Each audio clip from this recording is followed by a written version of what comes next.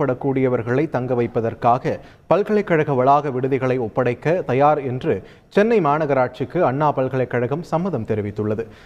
அட நாரப்பையில அதுக்கு இங்கிட்டு தான் வரணுமாடா, அங்கிட்டுலாம் இடப்பொருள் கிடையாதா உங்களுக்கு? ஐயோ! இதையடுத்து விடுதிகளில் உடைமைகளை வைத்துள்ள வெளியூர் மாணவர்கள் அனைவரும் உடனடியாக பல்கலைக்கழகத்திற்கு திரும்ப வேண்டும் என்று என்ன தேர்றாங்க? இதோ இங்க இருக்க என்ன குள்ள சொன்ன பாக்குறாங்க. நடக்காதா, நான் இங்க இல்ல. ஐயோ, என்ன நானே போட்டு கொடுத்துட்டேனே. இதோ நான் கூட்டி வந்துடுறேன். நான் வரமாட்டேன். தங்களுடைய உடைமைகளை அப்புறப்படுத்த வேண்டும் என்றும் துணைவேந்தர் உத்தரவிட்டுள்ளார். நான் தெரியாம கேட்கிறேன், கோவப்பட்டீங்க, நாக்க புடிங்கிட்டார மாதிரி நல்ல 4 வார்த்தை கேட்டீங்க. அதோட உங்க செருப்பை கலட்டி மலார் மலார் மலார்னு ஒரு 40 அடி அடிச்சுட்டு போக வேண்டியதானே? வாங்கிக்கிறோம்ல, உங்க பிள்ளை தானே நாங்க. அதுக்காண்டி வெளியே போங்கடான்னு சொல்லிட்டீங்களையா?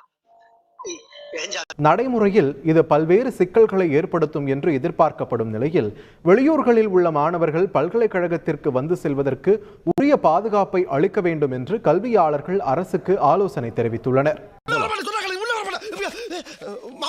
நான் அங்கேயே உள்ள வரமாட்டேன்னு சத்தியம் பண்ணி தான் கூட வந்திருக்கேன். அதே மாதிரி ஒரு பெரிய மனுஷனை கட்டாயப்படுத்தி உள்ள எடுத்துட்டு போறது அவ்வளவு நல்லது மாப்பிள. கெட்ட வார்த்தையில திட்டாலும் நான் உள்ள வரமாட்டேன். தமிழகத்தில் சென்னையிலிருந்து கன்னியாகுமரி வரைக்கும் அத்தனை மாவட்டங்கள்ல இருந்து வந்து படிக்கிறாங்க. என் நிலைமை ரொம்ப மோசமா இருக்குங்க. அவங்களுக்கு பஸ் கிடையாது, ட்ரெயின் கிடையாது. ஒருவேளை சென்னை மாநகராட்சி இதுக்கான பாஸை இஷ்யூ பண்ணுது, இ பாஸ் கொடுக்குதுன்னா கூட கிட்டத்தட்ட 3000க்கும் மேற்பட்ட மாணவர்களுக்கு வந்து எடுத்துட்டு போறதுக்கு இ பாஸ் கொடுக்கறதுல சிரமம், அவங்க எந்த ஊர்ல இருக்காங்க கண்டுபிடிக்கிறதுல சிரமம்.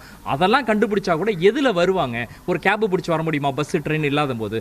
இது 2 அமைப்புகளுக்கும் இடைப்பட்ட ஒரு வாராக தெரிகிறது. இது மாணவர்களுடைய நலனை கருத்தில் கொண்டு முடிவுகளை எடுக்க வேண்டும். உங்களை மாதிரி நல்லவங்க யாரும் இல்லைங்க. இன்னொரு தடவை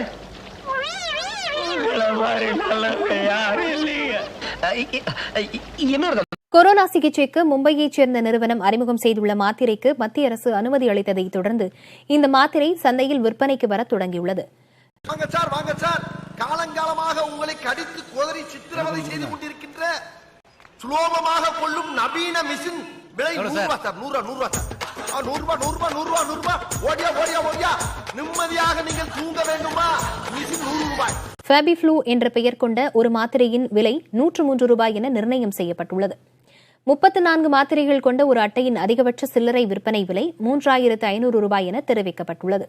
இந்த மாத்திரை பூரா ஒரே விலையா போட்டு ஒரே விலையா பீச்ச கட்டிட்டு போ.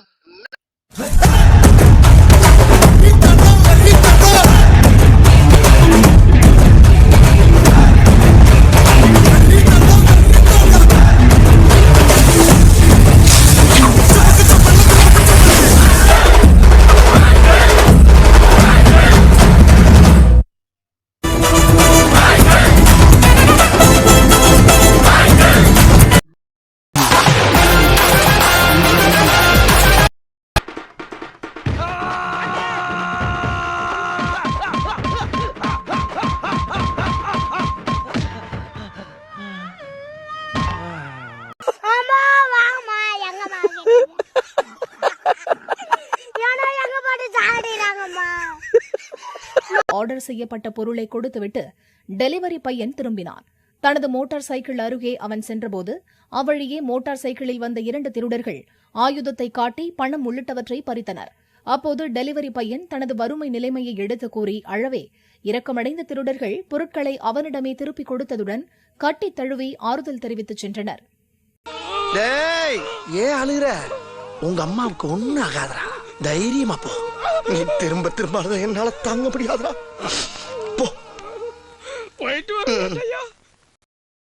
தன்னுடன் செல்ஃபி எடுக்க முயலும் இளைஞர் ஒருவரை குட்டி யானை ஒன்று வலது காலால் எட்டி உதைக்கும் வீடியோ சமூக வலைதளங்களில் தற்போது வைரலாகி வருகிறது.